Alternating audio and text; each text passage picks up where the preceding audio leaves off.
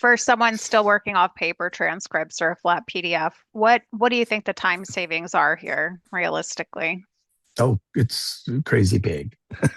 That's, I Crazy. think, a legal term. No, it's just, you know, just the beauty of, um,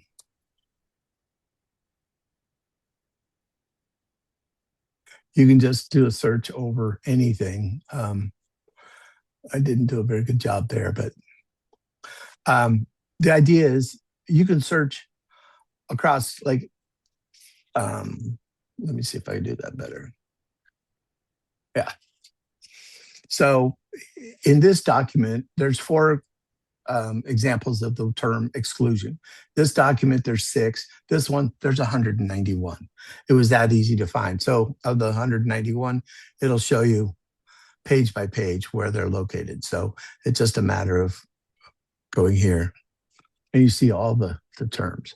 That wasn't a very good one because it's so common in these documents, but you get the idea. It's just a real, you can quickly find it.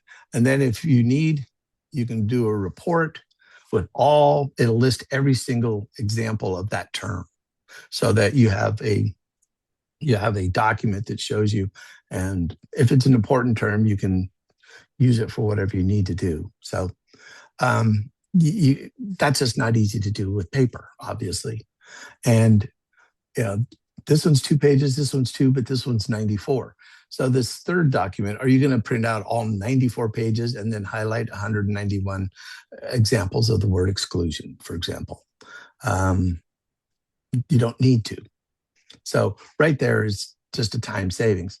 It's the same thing. TranscriptPad, if you have multiple depositions in one case and you want to search a term, it'll search across all of the depositions.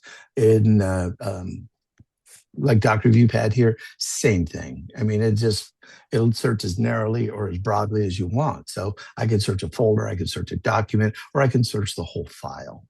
So just that's the speed of the computer. That's part of the beauty of going with computers, because you're able to automate that kind of, well, not automate, but you're able to do that search so swiftly. And that's just time on your hands. I mean, you've got the results instantly.